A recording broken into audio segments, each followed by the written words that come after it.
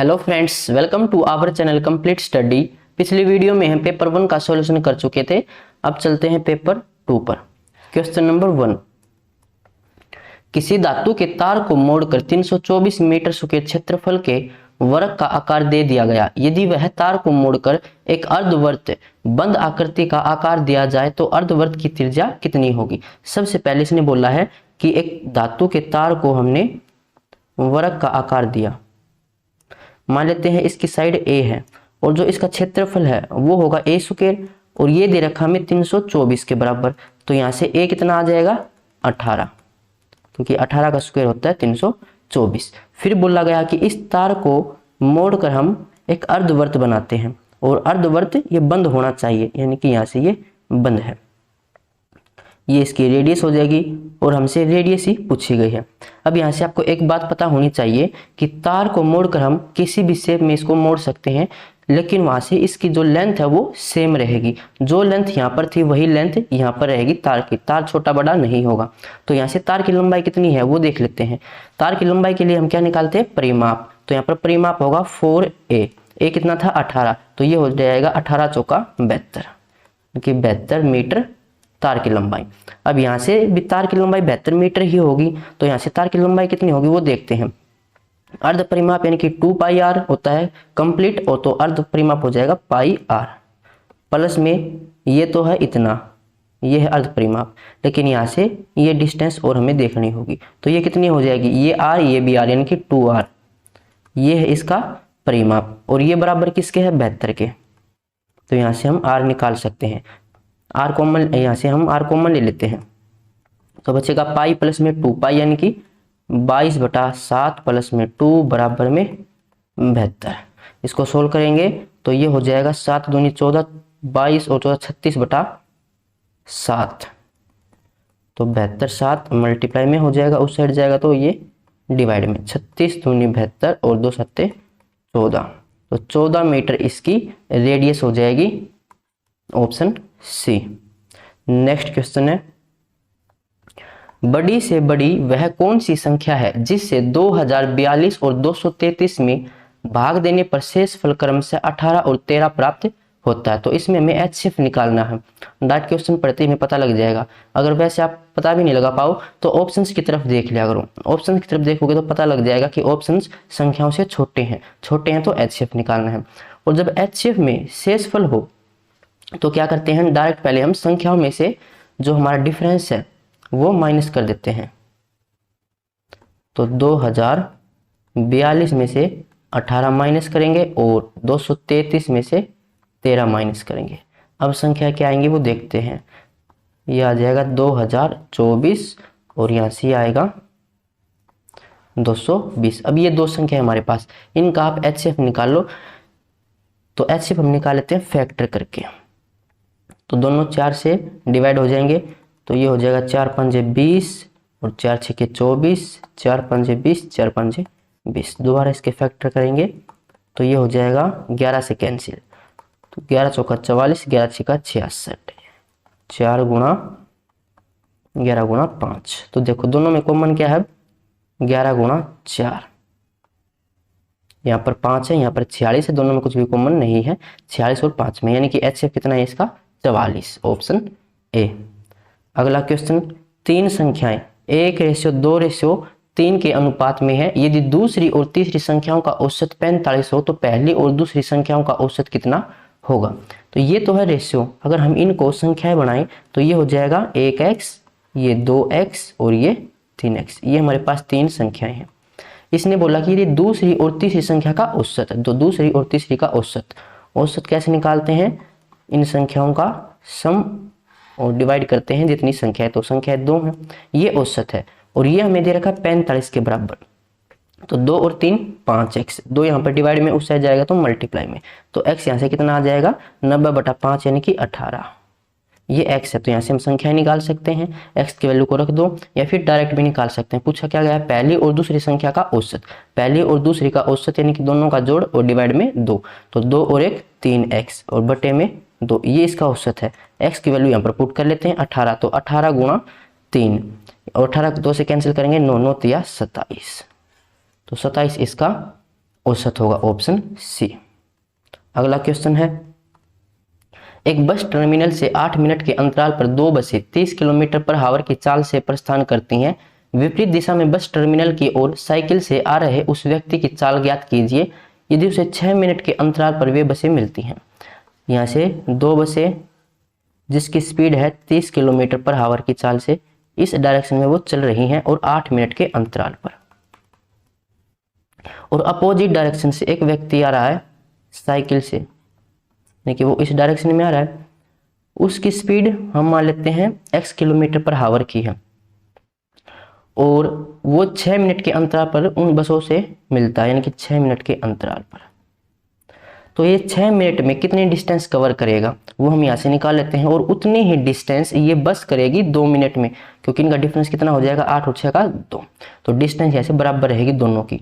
और डिस्टेंस का फॉर्मूला क्या होता है, स्पीड मल्टीप्लाई में टाइम। तो इसकी स्पीड कितनी है x किलोमीटर पर आवर की, और टाइम कितना ले रहा है ये 6 मिनट का। अब मिनट को हम आवर में कन्वर्ट कर लेते हैं क्योंकि डिस्टेंस हमें किस में निकालनी थी, किलोमीटर पर आवर में, डिवाइड में 60। अब इतनी ही डिस्टेंस ये बस करेगी 2 मिनट में। तो स्पीड कितनी है 30 किलोमीटर पर आवर की, टाइम कितना है 2 मिनट का, मिनट को इसको कन्वर्ट करेंगे हम आवर में, तो नीचे 60। अब 60 से 60 कैंसिल, 6 से 30 कैंसिल करेंगे 5 और 2 5 10, यानी कि x की वैल्यू कितनी आ जाएगी 10 kilometre per hour, option C. अगला क्वेश्चन है, एक वित्तदाता साधारण ब्याज पर ऋण राशि देने का दावा करता है लेकिन प्रत्येक 6 महीने पर मूलधन की गणना करते समय ब्याज जोड़ लेता है। यदि वह 20% प्रति वर्ष की दर से ब्याज जोड़ रहा है तो ब्याज की प्रभावी दर कितनी होती है। क्या बोला कि हर 6 महीने में, तो यहाँ से अगर रेशियो निकाले तो 6/12, तो रेशियो यहाँ से आएगी 1/2। अब इस रेशियो का हम क्या करते हैं, टाइम से इसको डिवाइड करते हैं। तो टाइम इसने बोला है यहाँ पर प्रति वर्ष, यानी कि 1 वर्ष, तो इससे डिवाइड करेंगे तो 1/2, 2 चला जाएगा ऊपर, इनकी टाइम तो हो जाएगा 2 वर्ष का। और रेट से हम इसको मल्टीप्लाई करते हैं, रेट हमारी 20% की, तो 20 गुणा में 1/2 यानी कि 10%। फिर इसने बोला है कि जो हम ब्याज आता है हर वर्ष आएगा उसको फिर अगले वर्ष में ऐड कर देंगे। तो पहले हम 1 वर्ष के लिए निकालेंगे ब्याज, फिर उस ब्याज को जोड़ के फिर अगले वर्ष के लिए ब्याज निकालेंगे अलग अलग। तो पहले निकाल लेते हैं, हम मान लेते हैं प्रिंसिपल यहाँ पर 100x है। अब यहाँ पर ब्याज निकालते हैं, सिंपल इंटरेस्ट का फॉर्मूला आपको पता ही है। तो 100x प्रिंसिपल, रेट कितनी है 10% की, टाइम 1 वर्ष का है और नीचे 100, तो यहाँ से ये हो जाएगा 10x, ये ब्याज बना है पहले साल।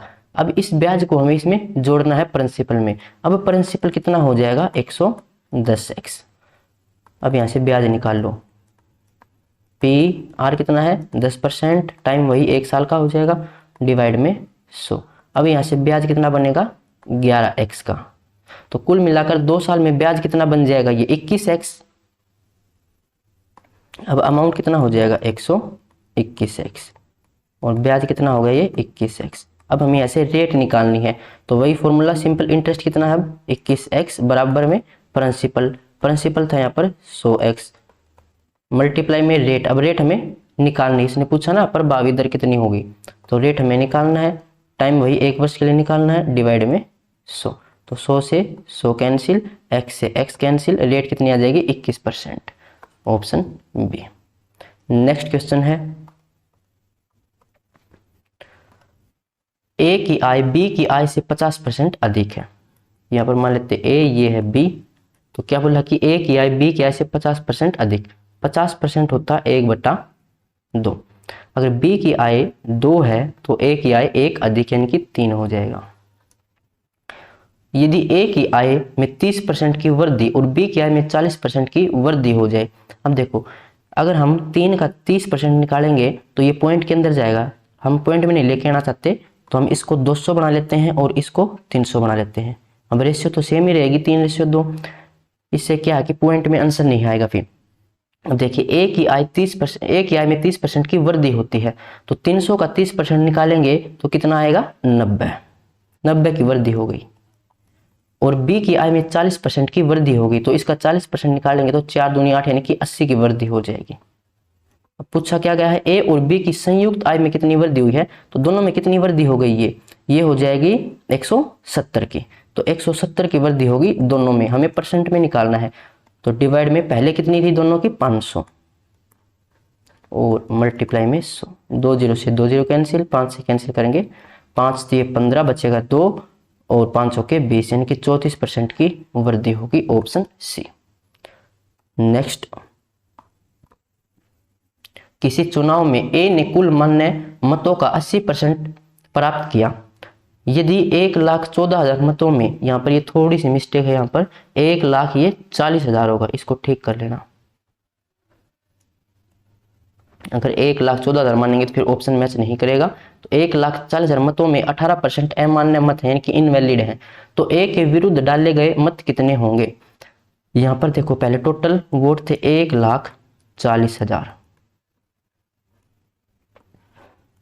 अब इसमें से 18% अमान्य है यानी कि इनवैलिड है। तो वैलिड कितनी है? 82%। इसके 82% वैलिड है। और उसके बाद वैलिड के भी ए को कितने मिले थे? वैलिड के 80% मिले। तो विरुद्ध में कितने डले होंगे? 20%। तो इसका 20%। अब ये वोट कौन से हैं? जो ए के विरुद्ध में डाले गए थे। अब इसको सोल्व कर लेते हैं। 1,40,000 का 82% और उसका फिर 20%।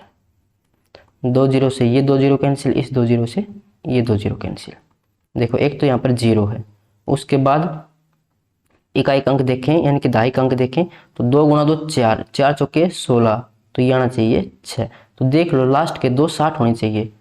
ए के ऑप्शन में है, सी में 22,960। नेक्स्ट क्वेश्चन है, यदि 1.2 अनुपात y और प्रोपोर्शनल 4.8 और अनुपात 7.2 हो तो y का मान ज्ञात कीजिए। तो इसमें आपको पता होगा कि जो लास्ट के दोनों होते हैं, इनकी जो पहला और आखिरी होता है, इन दोनों की मल्टीप्लाई और जो बीच वाले दोनों होते हैं इनकी मल्टीप्लाई बराबर होती है। ऐसे समझ नहीं आए तो हम देखो ऐसे करते हैं। 1.2 ये रेशियो यानी कि डिवाइड में होगा y, और प्रोपोर्शनल है, इसका मतलब इज इक्वल टू का साइन आता है यहाँ पर। 4.8 और ये डिवाइड में 7.2। अब इसको ऐसे भी सोल्व कर सकते हो क्रॉस मल्टीप्लाई करके, या फिर डायरेक्ट याद है तो ये इसको मल्टीप्लाई कर लो पहले और आखिरी को, और डिवाइड में कितना हो जाएगा फिर 4.8 और ये बराबर होगा y के, क्योंकि इन दोनों की मल्टीप्लाई थी तो फिर 4.8 को हम नीचे लेके आ गए।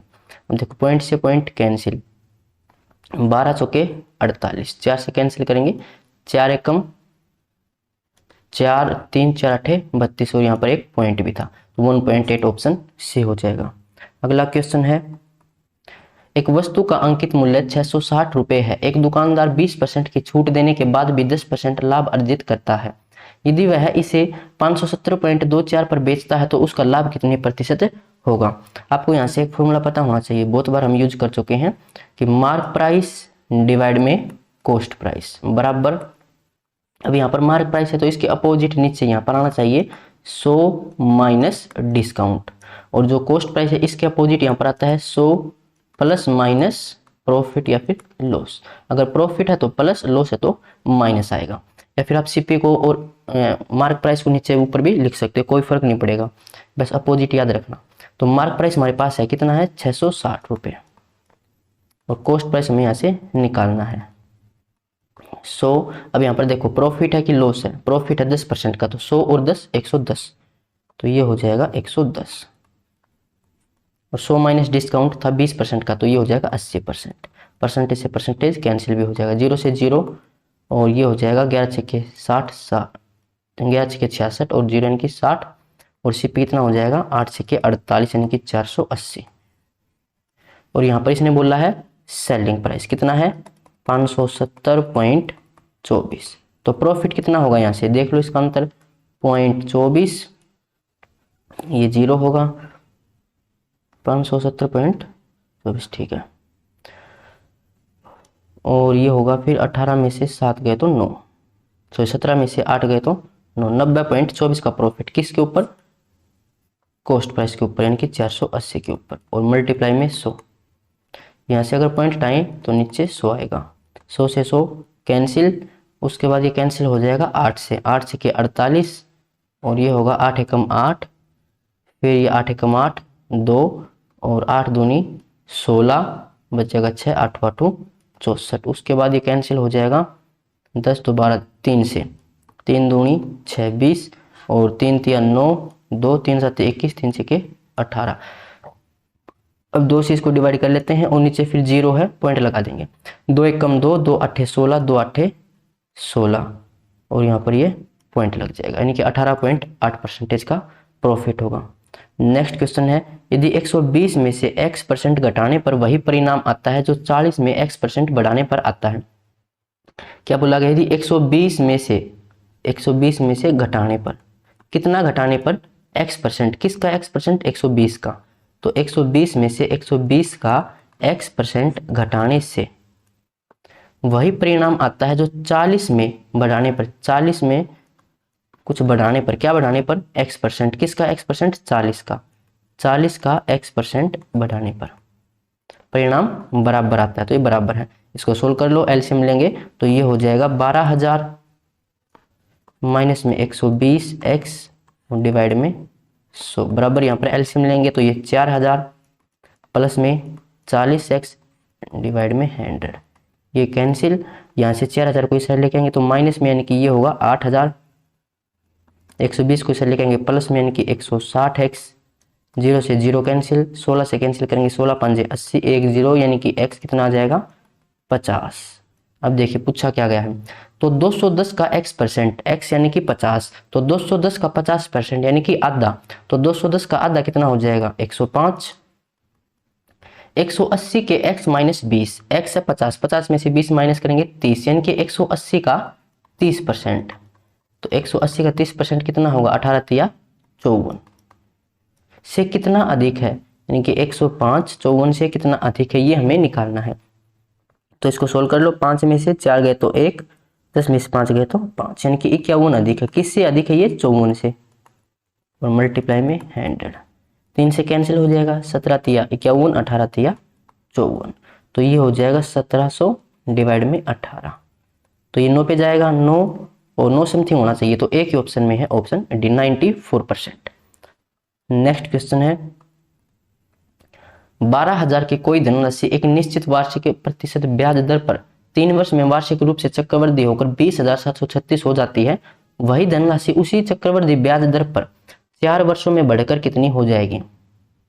3 वर्ष में बोला गया है, प्रिंसिपल यहां पर लिखते हैं अमाउंट, प्रिंसिपल है 12,000, अमाउंट है 20,736, कितने वर्षों में है, 3 वर्षों में, 3 वर्षों में है तो इसका हम क्यूब रूट करेंगे, 2 वर्ष होते तो स्क्वायर रूट करते हैं, तो डायरेक्ट तो हमें दिखाई नहीं दे रहा, तो इसको पहले कैंसिल कर लो, तो ये कैंसिल हो जाएगा, 8 में 72, 8 दूनी 16, बिल्कुल 8 से कैंसिल हो जाएगा, तो पहले 8 से कैंसिल, इसको हम कर लेते हैं, 8 एकम 8, 4 8 5 40, 1500, 8 दूनी 16, 4 8 5 40, 8 में 72 और 8 दूनी 16, अब ये कैंसिल हो जाएगा,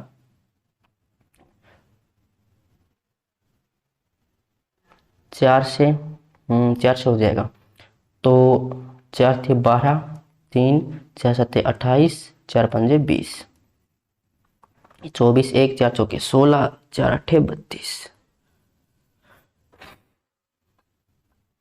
अब ये हो जाएगा 18, 3 से कैंसिल हो जाएगा, 3 एकम 3, 3 दूनी 6, 3 5 15, 3 दूनी 6, 3 एकम 3, 3 6 18, इसका हमें करना था क्यूब रूट। अब आपको ये दिखाई दे रहा होगा कि 125 किसका क्यूब होता है, 5 का होता है, और 216 होता है 6 का। ये है 1 साल का प्रिंसिपल और ये अमाउंट लगा लो, यानी कि 5 जो प्रिंसिपल है वो 6 हो जाएगा, तो इंटरेस्ट कितना बना है, यहाँ पर 1 का बना है, किसके ऊपर, 5 के ऊपर, 1/5, आपको डायरेक्ट याद है 20% होता है, या मल्टीप्लाई शो करके भी देख सकते हो। अब ये क्या है, ये है रेट, अब इसने बोला है वही धनराशि, कौन सी धनराशि, 12,000 की उसी चक्रवृद्धि ब्याज दर पर, दर तो हम निकाल चुके कितनी, 20%, 4 वर्षों में बढ़कर कितनी हो जाएगी, चक्रवृद्धि ब्याज बोला है, याद रखना है, तो राशि है रेट है 1/5, यानी कि 5 से 6, ये मेथड मैंने बता रखे हैं जब आपको चक्रवृद्धि ब्याज पढ़ाया था तब, 4 वर्ष है ना, तो 4 बार लिखो इसको, तो ये हो जाएगा 625 और ये 36 36 का स्क्वायर 1296। ये प्रिंसिपल, ये अमाउंट। हमारा प्रिंसिपल 625 है, लेकिन इसने दे रखा है 12,000, तो 625 बराबर है 12,000 और 1296 की वैल्यू हमें निकालनी है। तो ये हो जाएगा 625 बराबर 12,000 और 1296 की वैल्यू हमें निकालनी है। तो 12,000 डिवाइड में 625 और मल्टीप्लाई में 1296। इसको सोल्व कर लेते हैं। 25 से कैंसिल हो जाएगा, 25 यहाँ से 25 चौका तो 120 गुना मैंने 100 कर दिया। इसको मल्टीप्लाई करें तो ये हो जाएगा 12 चौका 48, 1296 गुणा में 25, 5 से कैंसिल हो जाएगा एक बार, 5 और 5 में 45, 3 5 के 30। अब 5 को मैं लिख सकता हूँ 10/2, तो इसको 10/2 लिख दिया तो चला जाएगा ऊपर। ऐसा क्यों किया? ताकि आसानी से फिर हम पॉइंट लगा सकें। बस मल्टीप्लाई हमें करना है, डिवाइड नहीं कर पाएंगे, फिर बच जाएंगे उससे। तो इकाई के अंक से अगर देखें तो 6 दूनी 12, 2 2 6 12 और फिर नीचे यानी कि पॉइंट के बाद 2 होना चाहिए, जो कि चारों ही ऑप्शन में है। तो देखो यहाँ उसके बाद 3 भी है, यहाँ पर तीनों में 3 ऑप्शन में है। उसके बाद यहाँ पर 2 में 8 भी है। तो कुल मिलाकर हमें इसकी पूरी ही मल्टीप्लाई करनी पड़ेगी। 2 6 12, 2 9 18 1 19, 192 गुणा में 1296 और डिवाइड में फिर 10 है। तो एक बार मल्टीप्लाई कर लेते हैं फटाफट। 1-2 क्वेश्चन ऐसे होते हैं जिसमें हमसे पूरी मल्टीप्लाई करवाता ही है। 2 6 12, 2 9 18 1 19, 1 2 2 4 और 1 5, 2 1 2, 9 6 54, 5 9 9 81, 5 86, 8 9 2 9 18 और 8 26, 2 9 1 9 2 11 और यहाँ से 6 9 2 1। तो ये आएगा 2 9 और 4 13, 6 6 12, 5 17 और 1 18, 6 और 2 8 1 9 9 18, 1 2 और 1 3 और 1 4 2, यानी कि ये हो जाएगा 24,883 और यहाँ पर पॉइंट 2, तो 24,883 यानी कि ऑप्शन बी। नेक्स्ट क्वेश्चन है 24 सेंटीमीटर का बेलनाकार पाइप एक आयताकार टैंक से जुड़ा है जिसकी लंबाई 50 मीटर और चौड़ाई 44 मीटर है। मान लीजिए कि उस पाइप से 5 किलोमीटर पर आवर की दर से पानी प्रवाहित हो रहा है। पानी का स्तर 21 सेंटीमीटर ऊंचाई तक पहुंचने में लगने वाला समय घंटों में कितना होगा? तो देखिए एक पाइप है, किस शेप में है? बेलनाकार में होता है पाइप। ये कोई पाइप है जिसका व्यास है 14 सेंटीमीटर, तो रेडियस कितनी होगी? 7 सेंटीमीटर की, और ये जुड़ा हुआ है एक आयताकार टैंक से। वैसे टैंक ये होगा घनाभ की शेप में।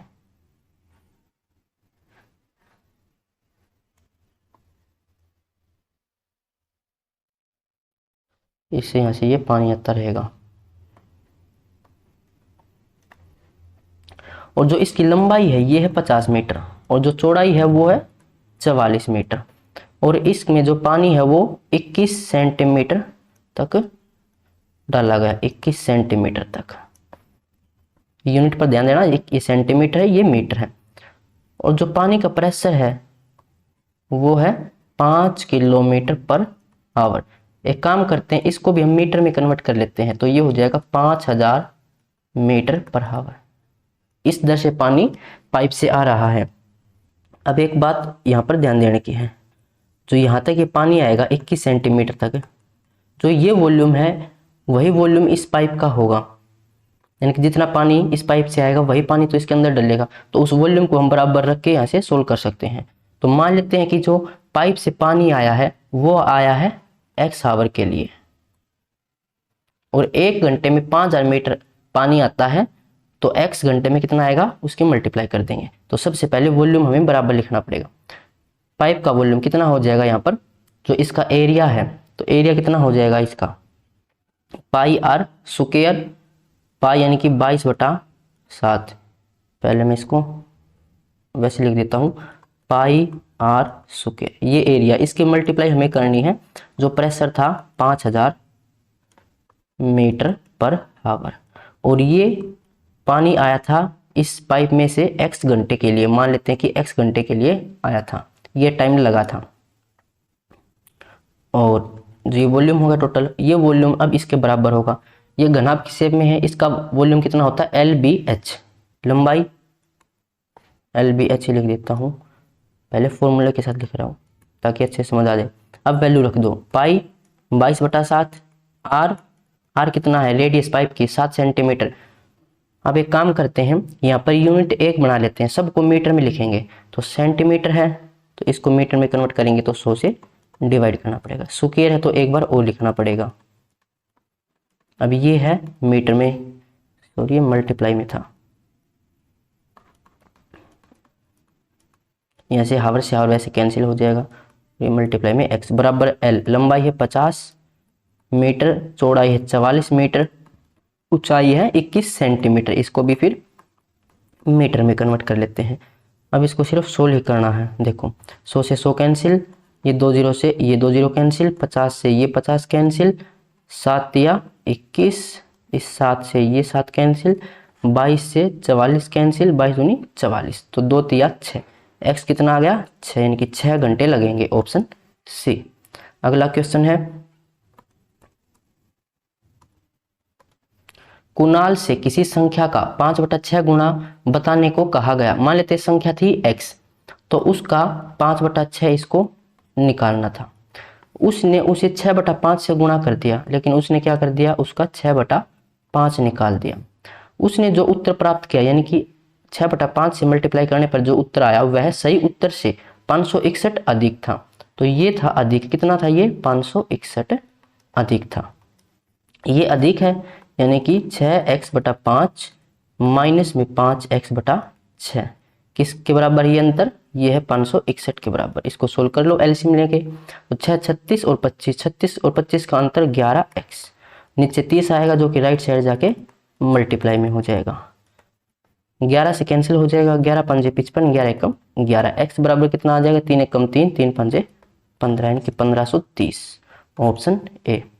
अगला क्वेश्चन है, ए किसी काम को 18 दिन में पूरा कर सकता है, यह ए का टाइम, ये कर सकता है 18 दिन में पूरा। बी ए से 50% अधिक कुशल है, ये इनकी एफिशिएंसी के बारे में बोला गया है। बी अधिक कुशल है, कितना 50%, 50% होता 1/2। अगर ए की एफिशिएंसी 2 है तो बी की एफिशिएंसी इससे 1 अधिक यानी कि 3 हो जाएगी। ये है एफिशिएंसी। आपको एक फॉर्मूला पता होना चाहिए, जो वर्क होता है वो होता है टाइम मल्टीप्लाई में एफिशिएंसी।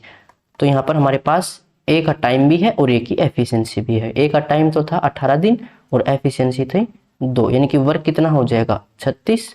पूछा क्या गया है, बी उसी काम को करने में कितने दिन का समय लेगा, टाइम निकालना है, तो वर्क अपॉन में एफिशिएंसी। वर्क हमारे पास है ही 36 और एफिशिएंसी बी की, क्योंकि बी का टाइम निकालना है तो 3, कितना हो जाएगा ये 12, तो बी 12 दिन में करेगा, ऑप्शन सी।